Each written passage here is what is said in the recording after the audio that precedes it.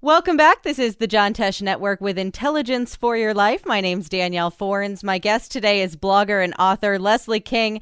Leslie, how you doing today?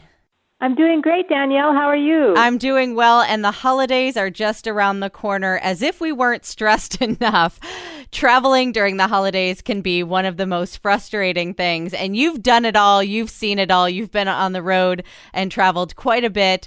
Let's talk a little bit about some of the things that people deal with during the holiday season, starting with delays and cancellations. How do you remain stress-free when you look up at the board, you've got your bags packed, and you find that your flight has been delayed or it's been canceled? That's a great question. Yeah, it is such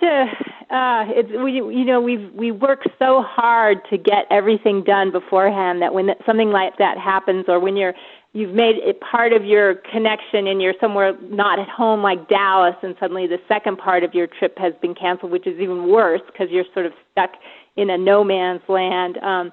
So what I have sort of three things that I really suggest people do as preparation for any trip, and that is that they plan well, that they put on a good attitude when they step out the door, and that they stay in the moment, and that means not kind of casting out into the future. So if something goes wrong, like your trip isn't going to happen, it's better not to immediately let your mind start to freak out about all the ramifications of that cancellation. That's what gets us into such stress, is we find out that the trip is getting canceled, and immediately the mind jumps to, oh my God, I can't, I won't be able to see my granddaughter, or I'm supposed to bring the whatever cake, and now no one will have cake, and we into all of these great fears, and that just compounds the situation.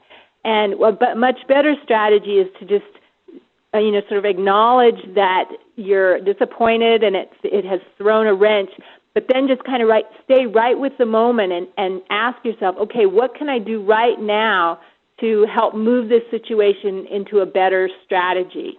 And I find a lot of times, I see this all the time in the airport, when people's flights get canceled, they blame the ticket agent, they blame the work person at the counter. It's not their fault that the weather's bad or that the flight's having a problem. And they'll say, well, I have to be at this place at this time. What's your next step if you do realize that your flight is canceled or it's been delayed and you are trying to deal with someone there at the airport?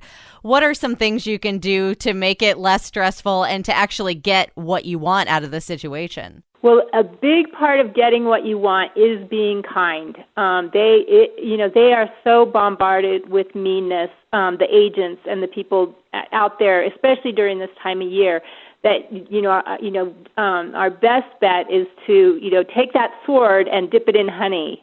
And so we have to sometimes really show up and ask for what we want, but we also have to try to do it with with a very kind attitude. And I think if we do that and be persistent, it's amazing what can happen. People will bend over backwards for you if you're kind. If you're unkind, people will just shut the door on you as fast as they possibly can, and they'll go on to the person that's going to be nice to them. And what happens when, let's say, you get to your destination, and this happens more frequently than we'd like, your bag does not arrive with you? What are your tips for dealing with that sort of situation to keep yourself from just freaking out and thinking that you're not going to have any clothes for your entire trip? Yes, I have had that happen on long international trips where I've been without bags for weeks. So I do know that one. The first thing, again, is to stay in the moment and be calm, and then just do all the steps that they tell you to do to try to recover your bags first.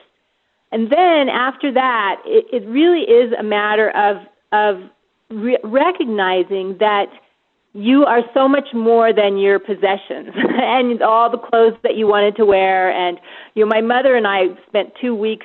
We were in Peru for 3 weeks, and 2 of those 3 weeks we spent without our luggage. And we had the funniest game where we would wake up every morning and we would look at each other and we would say, "So what are you going to wear today?" And we would laugh and laugh because we only had one thing to wear each. So So much of it is just taking it in stride. And the funniest part about travel is you often find that in the end, what you end up talking about with your travels are the times when your luggage has been lost or when you've been rerouted to some weird place. And so really understanding that traveling is not even necessarily about getting to your destination. It really is about the journey along the way and the hardships along the way. That's just as in life, that is the same with travel. And if you approach it that way, you can have a great time no matter what is happening to you. I'm talking to blogger and author Leslie King. We're talking about travel and smarter travel, especially during the holidays. What are some of the worst things that you've encountered? I mean, you've traveled so much. You've had to have had some just crazy stories. What's kind of the worst thing you had to deal with it, and how did you get through it? Well, probably the worst thing that I had to deal with was when I was on safari in Africa, in Kenya, and I got sick. I got a terrible amoebic dysentery, which if you go to Africa, that's the biggest hurdle because a lot of people do tend to get something. I'd traveled all over the world and never gotten it, but Africa got me. And so they sort of rushed me to the hospital and then gave me some medication and put me in this hotel room, and I was just really struggling. And at the same time, there was a riot in Nairobi, and so we were in this fifth floor of our hotel and standing looking out the window, and people were just rioting. There were policemen just clubbing people below us, and we were trying to leave the country we were supposed to leave, and we couldn't leave because of the riots. And so I was so sick, and yet we couldn't leave the country. And finally, we were able to kind of sneak out in the night and catch an early morning flight out. But that was my most dramatic travel experience, and nothing has ever compared.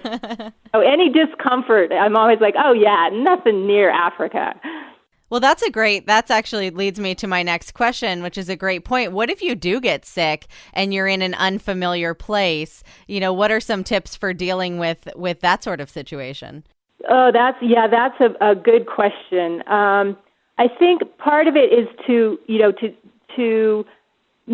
find a place where you can be comfortable, and that might mean investing more money than you would hope. Sometimes if you're traveling internationally, you're trying to do it on a budget, and you may want to upgrade a little bit as you get through your illness so that you can take good naps and so that you can get good food from the hotel itself. Also, really find a good doctor. There are good doctors in every country, and you may have to do a little footwork to find one that's really reputable. That is very key, too. And a lot of times if you're in a good hotel, they have connections to good doctors so they can connect you up with someone. And then, again, just, doing what you can to pass the time. I mean, I spent practically the whole time in the bathtub because I was so uncomfortable, but that did alleviate some of the challenge that I was having. I'm talking to blogger and author Leslie King. We're talking about smarter holiday travel. Well, it sounds like a lot of your advice for people traveling, especially during the holidays, is to really kind of find the positive, stay calm, stay in control. What are some other things you recommend if you're just feeling that frustration that we all feel sitting in the airport for whatever reason? Yeah, well, part of what I do, I prepare quite a bit before I travel, especially if I'm flying. But I do the same thing when I'm driving too. Or on a train. I plan well. So I actually bring plenty of stuff to entertain myself. So I bring my Kindle Fire, for instance, loaded with stuff to read. I bring along my iPhone so I can make calls to people. So if I'm ever delayed, I don't really mind because I'm like a little kid. I have lots of little games I can play and things I can do.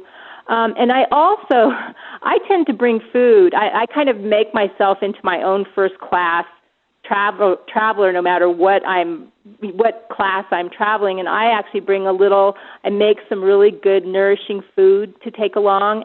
I find that is a really key way to stay more balanced when you're traveling. There's a tendency when we head out on the road to sort of think that vacation, start eating all the donuts and the fried food that you get at the airport and all that, and that only increases your likelihood of losing it, because when you're real sugared and fatted up, you just don't have control of your emotions. And So I always take along really nourishing food and some treats, like some healthy cookies or some dates or something sweet. But then if I'm delayed, I actually have my food and I can just sit and eat my food. So if they don't, sometimes they'll serve you food on the plane. Sometimes they'll serve you nothing. More often these days it's nothing. And so that's a really sure way to have trouble is if you don't have the chance to eat along the way and you get stuck somewhere and your blood sugar's low. And so I just take along my little pack of food, and you can do that through the security as long as it's solid food and not liquid food. They'll let you take whatever. I've taken, lamb curry through the security, and they don't blink an eye. So that's another way to do it, is just to take movies on your computer so you can sit and watch a movie if you need to. And, if you have a movie on your computer, it's nothing to sit and wait 2 hours for a flight. By the time the movie's over, you're like, oh, wow, it's time to go.